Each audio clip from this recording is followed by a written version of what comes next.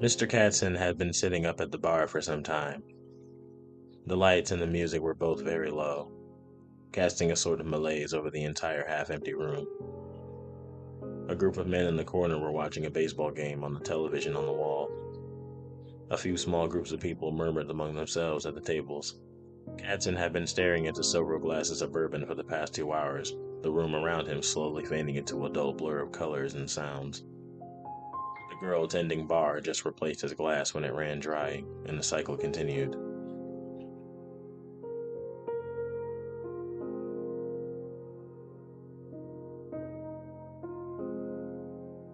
It was around midnight when the stranger approached him. Katzen turned to see a middle-aged man sitting in a stool to the left of him. The man seemed to be the only thing in the room not covered in the haze of inebriation. He didn't wave to the bartender, nor did the bartender seem to see him. He merely turned and looked into the direction of Katzen's eyes. The stranger was nondescript for the most part, except for the eyes. Bright gold, shining in the dim light. Katzen had never seen anything quite like them. When the man spoke, his voice was low and smooth, like a storm in the distance. "Hello, Mr. Katzen," said the man. "I am Death." Katzen believed him. No amount of liquor led him to that belief. It was more of an instinct that a man should know death when it stood before him. "Pleasure to meet you," said Katzen, deciding that being polite was the correct option. "Can I buy you around?"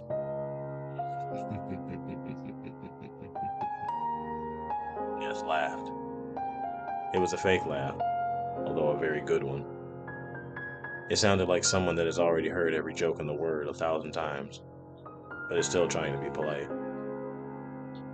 "I don't drink, I'm afraid," said Death. "I'm just here to tell you that you'll be throwing in the towel somewhat earlier than you would expect." "And why do I get the heads up?" asked Katzen. He grabbed several nuts out of a bowl in front of him. They had been the only thing he'd eaten in half a day. Death leaned up onto the bar, folding his hands under his chin. He sighed deeply, as if he didn't want to hear that question. "Because, Mr. Katzen," said Death, "I've begun doing contract work." "Successful guy like you?" asked Katzen. "Didn't think you'd need the extra cash." He looked over at Death, only to find the seat empty. He considered for the first time that he was merely hallucinating. Someone to his right coughed lightly. Katzen turned to find an old woman looking at him with the same pair of golden eyes. "I merely take a small something from the people that require my services," said the more elderly Death. "Although I can't say it's all for that. What do I need with a memory or a silver or a man's soul? After sticking to the script for millions of years, it's mainly about the thrill. And I enjoy the conversation." Death smiled, showing a mouthful of yellow dentures. "You still didn't answer the question," said Katzen. Death stopped smiling quite so broadly. "Very perceptive for someone on their 6th drink," said Death. "Which makes this all the more fun." Death disappeared from his seat. Katzen swung around to find an athletic-looking young man to his left. The gold eyes seemed to pierce him even deeper. "A question is an amazing thing, Mr. Katzen. The first thing a mortal does upon being born is wonder. Upon waking up, entering a room, meeting someone, or even looking up into the sky, the first thing that you do is wonder. Immortals don't wonder. They know." The longing in Death's voice was half heartbreaking and half terrifying. If you're going off the script, they don't know, do they? Asked Katzen. His head was beginning to clear, as adrenaline and fear began to sweep away the haze. Death chuckled.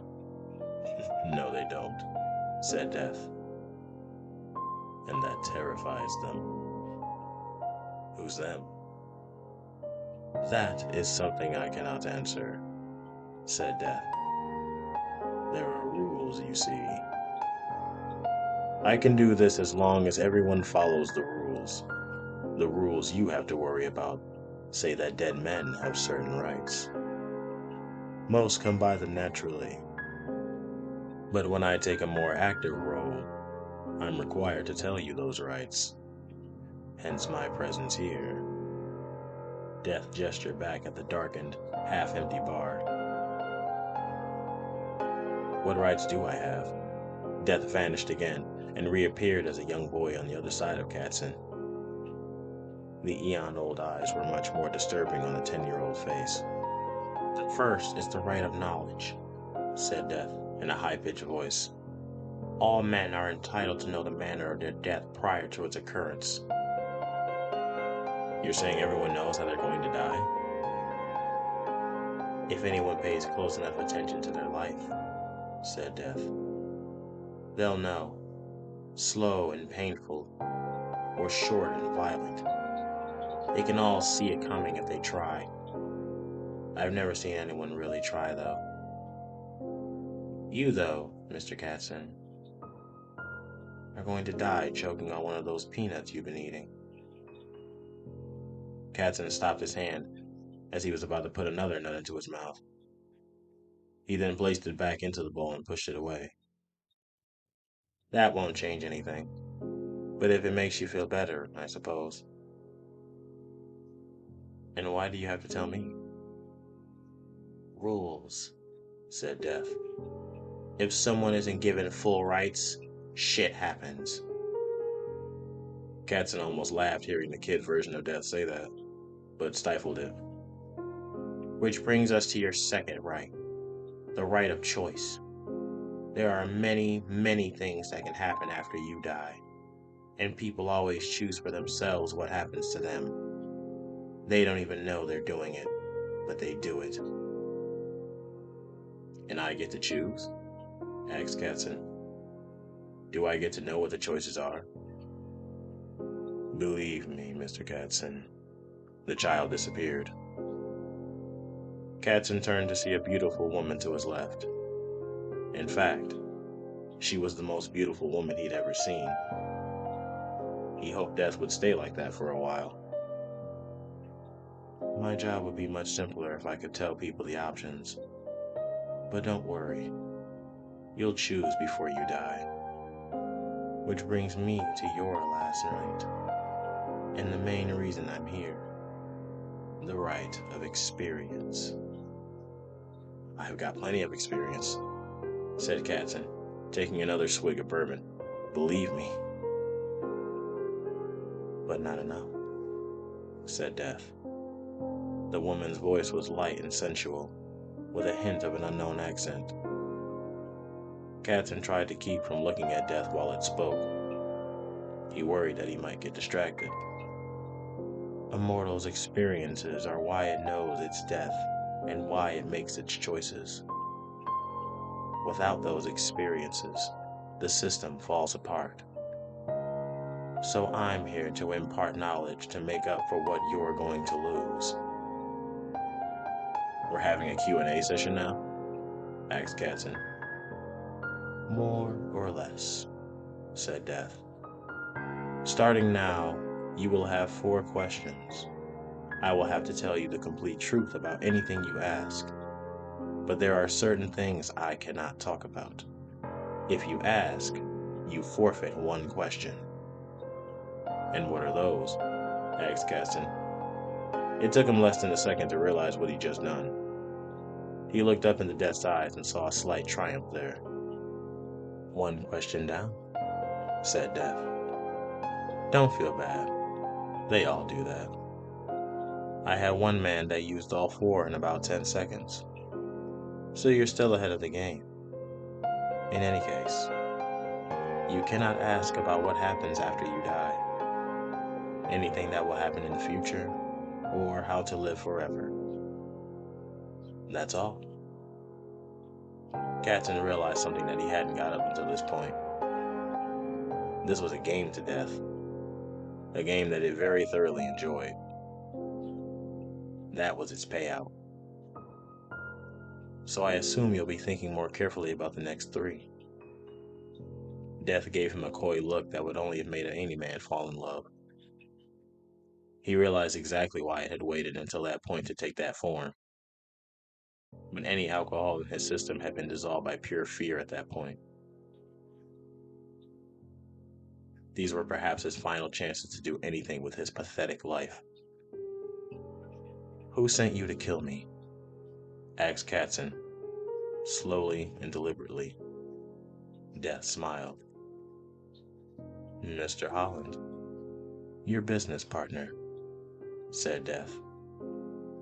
Katzen began to ask why, but slapped a hand over his mouth before the sound came out. "You know what?" it asked. "You caught that one so well, I'm just going to tell you why, just for the hell of it. He found those certain files you didn't want him to. The ones about the offshore accounts and the shady practices. He was most interested in the files you were planning to frame and blackmail him with." Katzen stared down into his glass, but said nothing. "People don't hire me consciously. It's more a matter of mindset. How much they want someone dead and how much they're willing to sacrifice. Mr. Holland, for instance, can no longer remember 1991, the happiest year of his life. The year he got his master's degree. He met his wife and had the best steak he'd ever eaten. To you, it may not seem like much. But trust me, if he knew, he would not have agreed." So what next? Several thoughts went through Katzen's head at that moment. He wondered where his life went wrong. He wondered if there was any chance at all if he was getting into any sort of heaven. He wondered if he really had known it was going to end this way. "I know this is important, Mr. Katzen, but I have places to be." There was a hint of impatience in Death's voice that made a single thought arise in Katzen's head. It was almost like Death was worried. Katzen thought about it a bit more, making sure his question was perfect, and praying that he was right. Death stared in a rapt attempt as he opened his lips. "You have places to be. I have rights."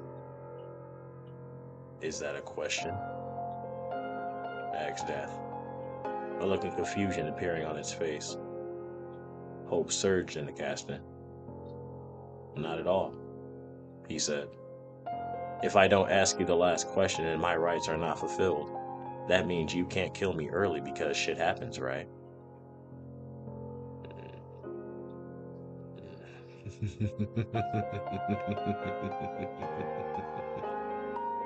"That is correct, Mr. Katzen," said Death, leaning in close. "But have you weighed the possibilities? You may be scheduled to die tomorrow. Isn't there some answer you would be willing to give up one day for? Can you live knowing that you traded away the chance?" Death paused a moment. "And won't Mr. Holland be very much trouble for you shortly?" "I'll deal with it," said Katzen. He turned away from Death and went back to sipping his bourbon. "Good night, miss." Death sighed and got up from the bar stool. It laid one hand on Katzen's shoulder and lowered its lip to his ear, despite Katzen's suspicion that no one else could hear it. "Not many have made it this far into the game, Mr. Katzen. Congratulations. But I want you to know that I always get my man. I've gotten every one of them in human history, in fact. I'll see you soon. Death smiled once more and walked towards the door. As Katzen watched from the corner of his eye, the figure disappeared halfway across the room. He made a silent toast and drained the remainder of his glass. As he slammed it back onto the bar top, the bartender walked over to him. Can I get another bourbon? Asked Katzen. The bartender looked at his watch. I think you got time for one more, asked the bartender. While the bartender poured the drink, Katzen looked back at the room and wondered if people knew what had just happened. If it had, in fact, happened. The bartender just put the drink down in front of him. On the house, in fact, he said with a smile before walking away. Thank you, muttered Katzen, his mind elsewhere. As he took the first sip of his drink, he absent-mindedly reached for the bowl of nuts.